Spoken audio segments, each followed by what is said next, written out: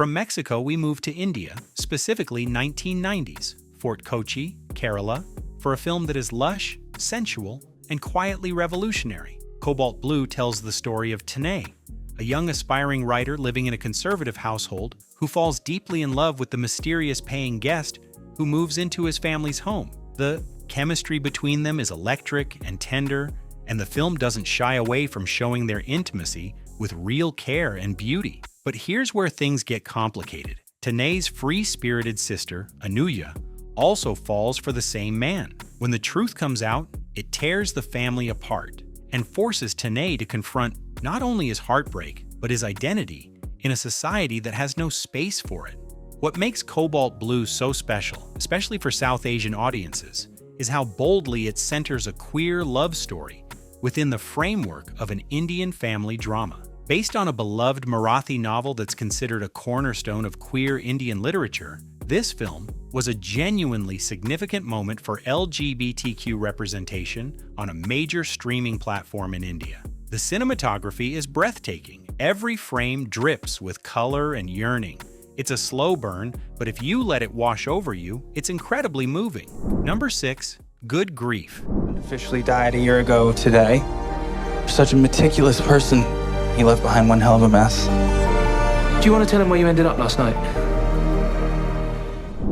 All right, shifting gears from heartbreak to something a little more layered and warm, Good Grief is Dan Levy's directorial debut. And if you know him from Schitt's Creek, you know this man understands how to tell stories about love, identity, and the beautiful messiness of human connection.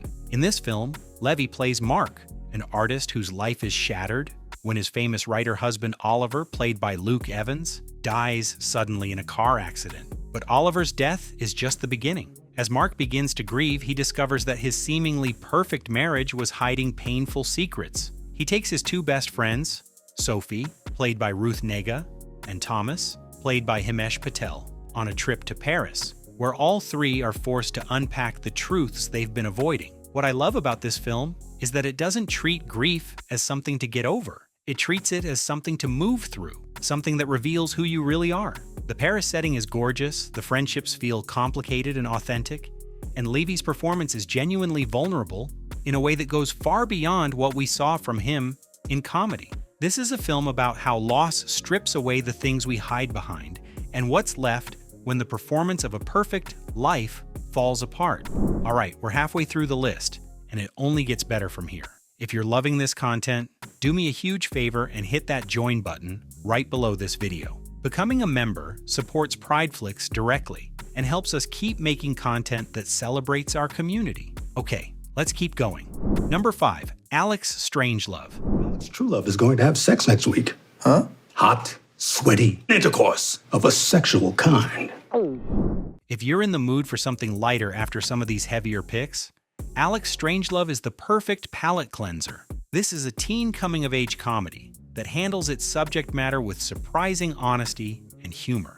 Alex Truelove is the ultimate overachiever, class president, straight A student, and dating his longtime friend Claire. They plan to lose their virginity to each other, and everything seems to be going according to the script society has written for him. But then Alex meets Elliot, an openly gay teenager, and suddenly everything he thought he knew about himself starts to unravel. What sets this apart from other coming-out stories is its tone. It's funny, raunchy, and awkward in all the right ways, and it captures that chaotic energy of being a teenager who's realizing the life they were performing isn't the life they're supposed to be living. Daniel Doheny is incredibly charming as Alex, and the ending, where he comes out at prom, and the film transitions into real-life coming-out footage, is genuinely moving. It's not trying to reinvent the genre, it's giving queer teens the fun, heartfelt rom-com they deserve.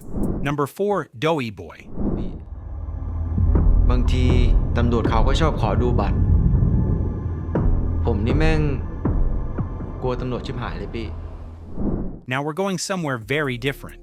Doi Boy is a Thai film that is equal parts romance, thriller, and political commentary, and it is absolutely not what you expect it to be. The story centers on Sorn, a young man from Myanmar's Shan ethnic minority who has illegally immigrated to Thailand. Unable to get documented or find legitimate work, he ends up as a sex worker at a gay bar in Chiang Mai. When the pandemic shuts down the bar, one of his regular clients, a police officer named G, offers him a dangerous deal. In exchange for Thai citizenship, Sorn must help lure a political activist named Wuth into a trap. What unfolds is this tense, morally complex web where every character is trapped by forces much larger than themselves. Sorn needs survival. G is being coerced by corrupt superiors. Wuth is fighting for justice after his boyfriend was killed for speaking out. And tangled up in all of this are genuine connections between these men: attraction, care, even love, that exist alongside betrayal and danger. This is not a feel-good movie, but it is a deeply important one. It shines a light on issues of displacement, exploitation, and political violence that rarely get this kind of visibility, and it does it through a story that is gripping from start to finish. Director Nontawat Numbenchapol spent over 5 years developing this project, and it shows in every carefully constructed frame. Number 3, Eternal Summer.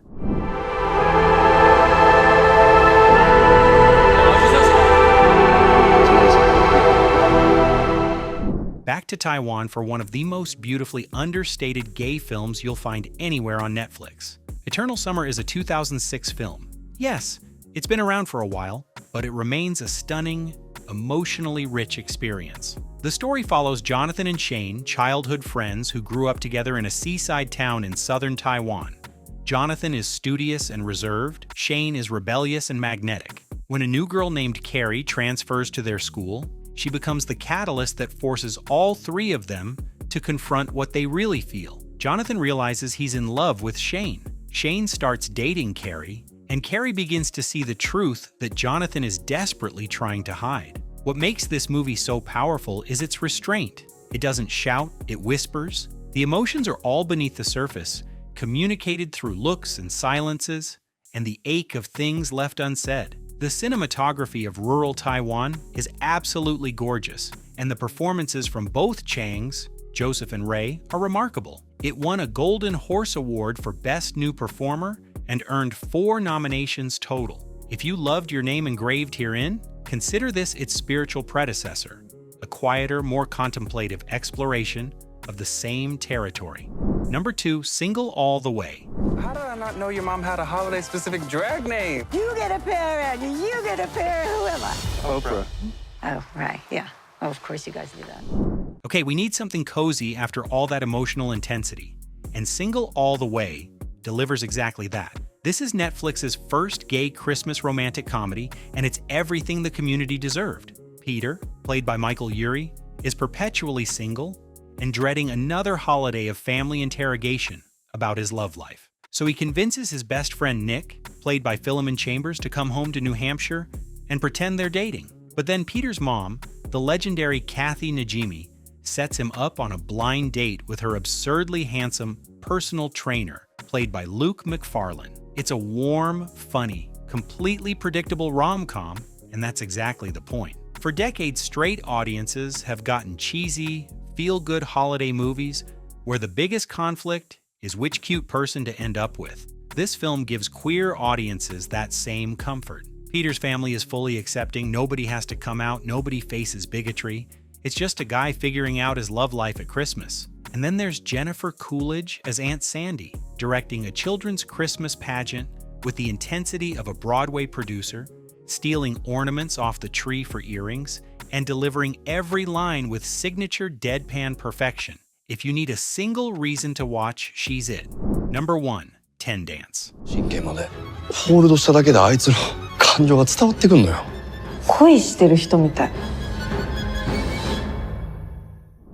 And at number 1, we have the most recent addition to this list, and the one that has been quietly blowing people's minds, 10 Dance. This Japanese film, released on Netflix in December 2025, is based on a beloved boys' love manga, and it is spectacular. The story follows 2 professional ballroom dancers, both named Shinya, who are fierce rivals. Shinya Suzuki is the Japanese champion of Latin dance, intense and disciplined. Shinya Sugiki is the standard ballroom champion, charming and fluid. When Sugiki proposes that they train each other in their opposing styles to compete in the prestigious 10 Dance competition, their worlds collide. What starts as a competitive arrangement becomes something much deeper. The rivals to lovers arc here is executed beautifully. The tension between them, both on and off the dance floor, is electric. Director Kishi Otomo uses dance as a metaphor for intimacy, desire, and the blurring of roles, and it's absolutely mesmerizing to watch.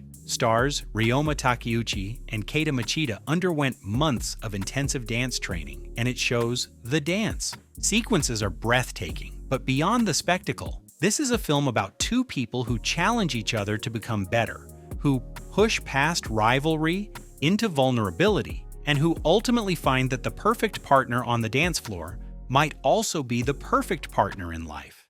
It's passionate, it's visually stunning, and it proves that queer love stories from every corner of the world deserve the spotlight. And that is your list. 10 incredible gay movies on Netflix that are flying under the radar and absolutely deserve your time. If even one of these films was new to you, drop it in the comments and let us know which one you're watching first. Thanks for being here, thanks for supporting PrideFlix, and we'll see you in the next one.